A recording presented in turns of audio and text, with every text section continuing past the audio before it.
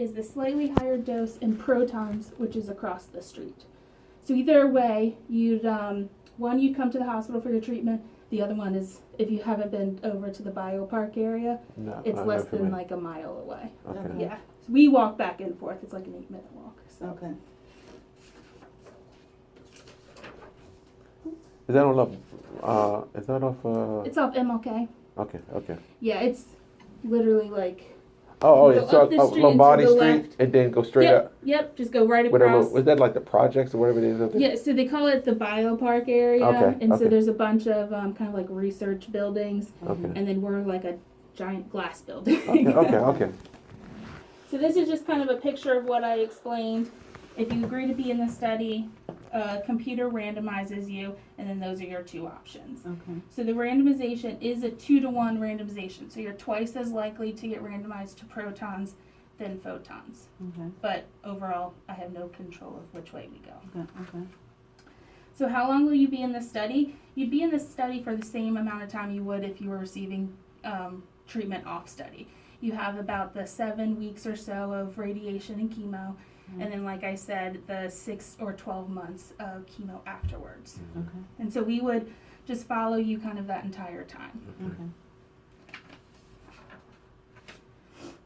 So any extra tests? So the one thing we do is we get a sample of your tissue from the path lab here, just to kind of confirm your diagnosis, though, that we have the results for the study. And then everything else is standard of care. You get MRIs at the same time that you would normally. There's no extra things happening. Okay.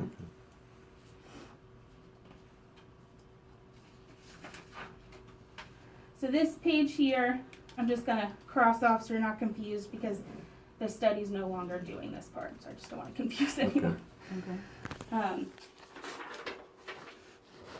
So any risks? So the risks with this study, like I said, would be the same otherwise because you'd be receiving radiation and you'd be receiving chemo. So I'm sure Dr. Mishra went over the big side effects for radiation with you. It starts with the temozolomide side effects.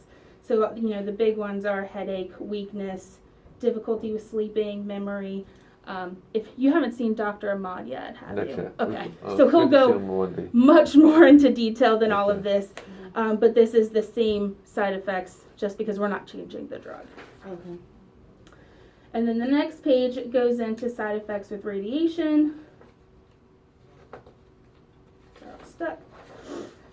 Which it gives you the photons and the protons. It's pretty much the exact same because the radiation is not much different. The slightly higher dose that we're giving you with protons doesn't change the side effects.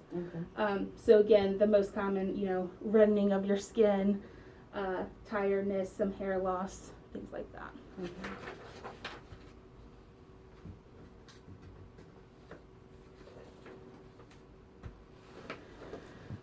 So possible benefits, obviously we hope that, either treatment, we're trying to do the best treatment that we can with the radiation and chemo.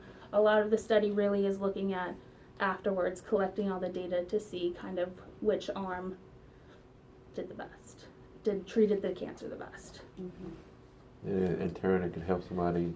Yes. Yeah.